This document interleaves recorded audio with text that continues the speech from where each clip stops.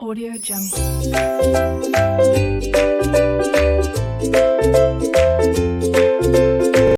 Imainayan, soy el profe Bruno. Hoy, jueves, seguiremos aprendiendo quechua. Esta vez aprenderemos las partes del cuerpo humano. A continuación, en el siguiente video, aprenderás la pronunciación y el significado. Empecemos. Imainayan, soy el profe Bruno. Y hoy aprenderemos un poco de nuestra cultura andina. Para ser más específicos, aprenderemos un poco de quechua. Hoy conoceremos los ukunchik, hawanchik, que son las partes del cuerpo humano. Conozcámoslo y aprendamos su pronunciación y algunas palabras. Sunju, sunju, corazón. Senja, senja, nariz.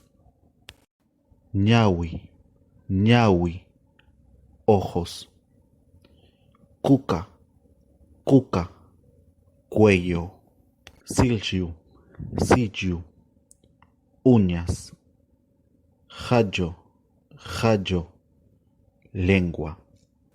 Chaki, chaki, pie. Ringri, ringri, oreja. Kiru, kiru, diente. Maki, maki, mano. Marja, marja, brazo.